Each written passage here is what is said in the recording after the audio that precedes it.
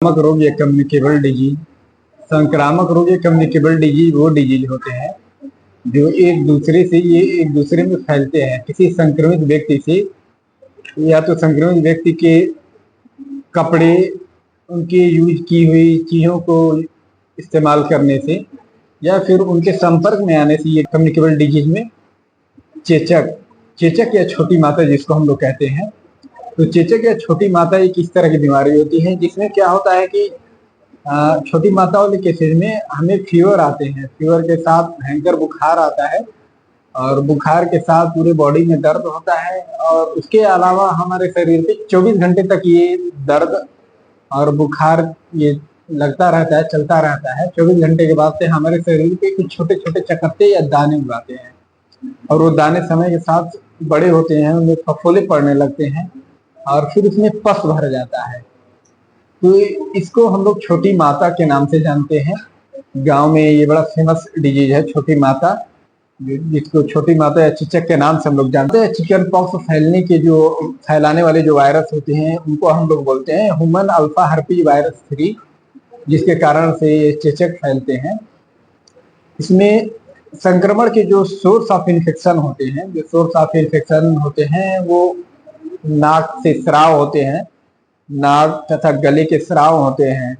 इसके अलावा त्वचा के घाव होते हैं, जैसे त्वचा में जब घाव बन जाते हैं तो उनके संपर्क में कोई आ जाता है तो उससे भी चेचक या छोटी माता चिकन पॉक्स हो जाते हैं। उसके अलावा सलिस्म में रहते हैं, हमारे ब्लड स्ट्रीम में भी रहते हैं, तो कहीं ना कहीं ब्लड स्ट्रीम से भी ये संक्रमण होता है और ये ज्यादातर 10 साल से कम उम्र के बच्चों में ये इफेक्ट करते हैं। छोटी माता या चिकन पॉक्स ज्यादातर 10 साल से कम उम्र के बच्चों में अक्सर देखा जाता है, क्योंकि उनकी इम्यूनिटी बहुत वीक होती है, जिसके कारण उनको ये बीमारी जल्दी हो जाता है या ये रोग जल्दी हो जाता है। जबकि वही एडल्ट में क्या होता है कि एडल्ट की इम्यूनिटी बच्चों की तुलना में ज्यादा मजबूत होती है, तो ये बच्चों में जो एडल्ट होते हैं उनमें ये बड़ा कम फैलता है।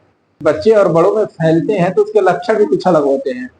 जैसे अगर बड़ों में फैलते हैं तो बड़ों में फैलने से पहले 24 घंटे तक फीवर रहता है, फीवर के साथ साथ बॉडी पेन रहता है, बहुत ज्यादा प्यास लगता है, शरीर तपता है।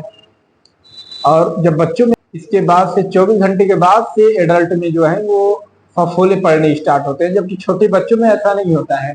जो 10 साल से कम उम्र के बच्चे होते हैं उनमें स्टार्टिंग से ही उनके शरीर में चकत्ते आ जाते हैं। तो ये एडल्ट और बच्चों में ये कुछ ये डिफरेंशिएशन है।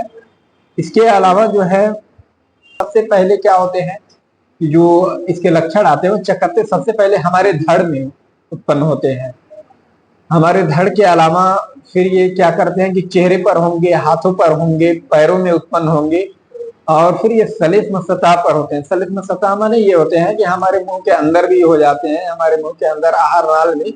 तो इसी कारण से जो है बड़े बुजुर्ग या गांव में जो छोटी माता से प्रिकॉशंस के लिए लोग बोलते हैं कि तड़का लगाया हुआ या तेल मिर्च मसाले वाली सब्जियों का या तेल मिर्च मसाले वाले भोजन का सेवन नहीं करना चाहिए, क्योंकि ये श्लेष्म हमारे आहार नाल वगैरह में भी ये फैल जाते हैं, जिसके कारण हमें निगलने में दिक्कतों का सामना करना। एंटीवायरल औषधियां दे सकते हैं, एंटीवायरल औषधियां जैसे कि एसिक्लोवीर दे सकते हैं। एसिक्लोवीर के अलावा वैलासिक्लोवीर दे सकते हैं। वैलासिक्लोवीर के साथ साथ हम लोग फेमिसिक्लोवीर देते हैं और इसके अलावा फोर्स कार्नेट इत्यादि औषधियां देते हैं।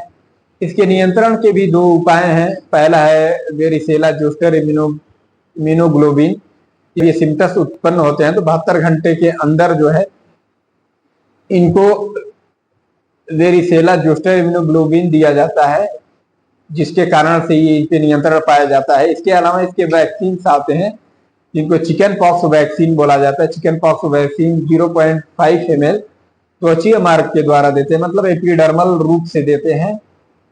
उसके बाद से ये बीमारी ठीक हो जाता है।